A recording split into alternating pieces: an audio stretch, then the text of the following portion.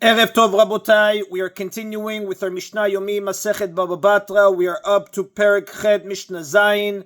Today's Mishnayot should be Le'elu Nishmat Neria ben Svetlana Ranbai Veliyahu ben Burcha Israelov Chana bat Miriam Sason ben Rain Yoshua ben Shifra Menuchatam began Eden Amen and Avdil ben Chaim lechaim v'derefua shenemav Daniel Shalom ben Rosa betoch Shachol Israel and Achlama Merav Binyamin Od Zion Chai ben Dvorah.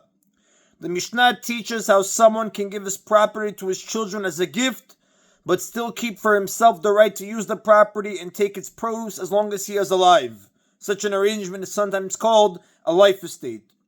Hakotev nechasav lebanav, someone who wishes to write a document giving his property to his children, but wishes to be able to use the property and keep its produce as long as he is alive, must write in the gift document that he is giving them the property from today and after my death. This language means that the actual property itself becomes the property of the children immediately, but the father keeps the right to use it and keep its produce until he dies. But if he does not include the words from today, the gift does not take effect, because the document then states that he is giving them the property after his death, and at that time the property is no longer his. Divrei Rabbi Yehuda, these are the words of Rabbi Yehuda.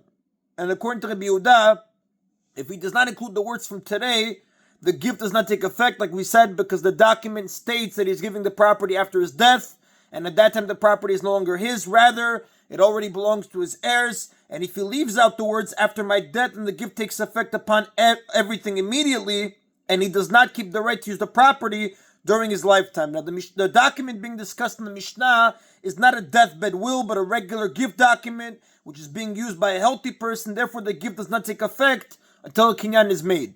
Rabbi Yossi Omer tzarich, but Rabbi Yossi says he does not need to include the words from today in the document, even if he simply writes that the gift is to take place after my death. The gift still works as he wishes, because the fact that the document is dated with today's date shows that he meant for the gift to begin with respect to the property itself from today. Rabbi Yossi holds that Zmano shel shtar mochiach alav, the date of a document testifies upon it. For if the father did not wish for the gift to take effect at all until after his death, he did not have to date the document at all. The fact that he put today's date on the document therefore proves that he wished the gift to begin immediately, at least to some extent. And the fact that he wrote that the gift should be after my death shows that he wished to create a life estate.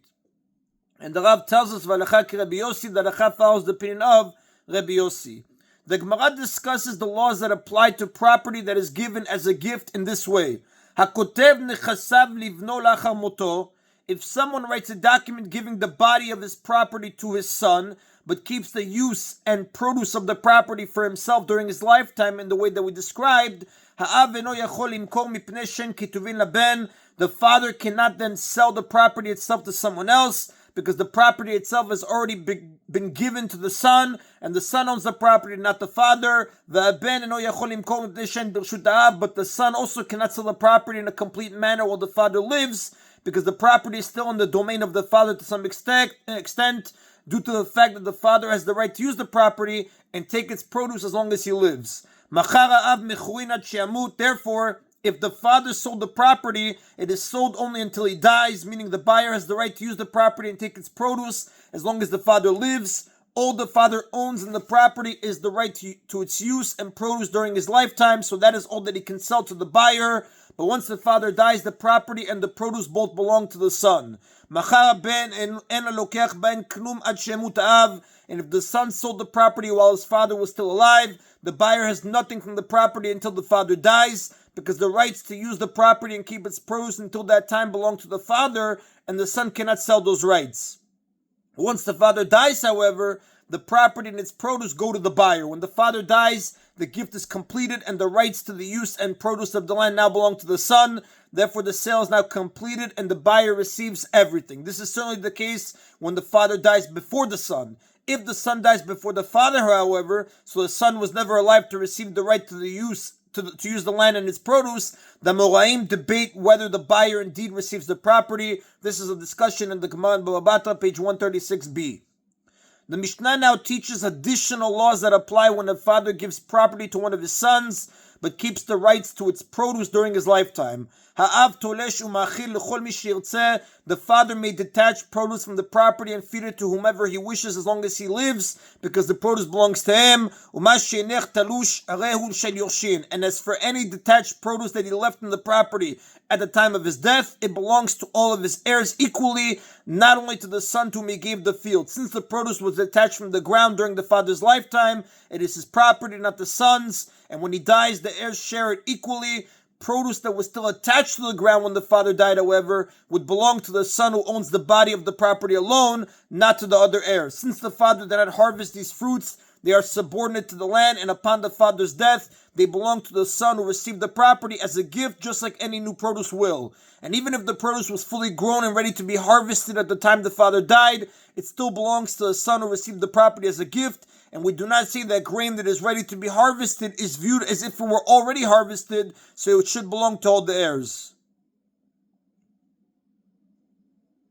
Now, the commentators explain in the notes that while the Rav here follows the view of the Rashbam, earlier in the Masechet in chapter 5, Mishnah 7, he follows the view of Rambam that produce that is ready to be harvested is indeed treated like detached produce. According to the Rambam's view, such produce would indeed be awarded to all of the heirs equally. The Mishnah now begins a new discussion about a person who died and did not leave any instructions regarding how his property was to be distributed. The Mishnah teaches whether the children may use money from the estate for various expenses before the estate is divided among the children. If the father died and left both older sons and younger sons, the older sons are not clothed at the expense of the younger sons, meaning the older sons may not take money from the undivided estate for their clothing, since this will not be fair to the younger sons, who require much less money to provide for their clothing. If the clothing of all the sons is paid from the undivided estate, the adult sons will end up spending more money, and the minor sons will lose out. And similarly, the younger sons are not given food from the undivided estate at the expense of the older sons, since younger sons require more expensive food, and this would not be fair to the older sons. Young children need more food, and their food can be more expensive. Therefore, feeding them from the undivided estate is unfair to the older brothers. Rather, they divide the estate equally, and then each one takes his food and clothing allowance from his own share. The younger children can prevent the older ones from taking money for clothing from the undivided estate, and the older children can do the same with regard to the minor children's food money. Now, the Mishnah deals with the question of whether wedding expenses are paid for from the undivided estate. Nasu Agdolim, if the older sons married after the father died, and they paid for the wedding expenses from the undivided estate, Isu Aktanim, then the younger sons are also entitled to marry and have their expenses paid for from the undivided estate. Therefore, any amount of money equal to that spent by the older sons is set aside for the younger sons' wedding expenses, and then the remainder is divided equally. Since the adult sons took money from the undivided estate for wedding expenses, the younger sons are entitled to take an equal amount when they marry, and if the estate is divided before they are old enough to marry, that amount of money is separated and given to them before the estate is divided.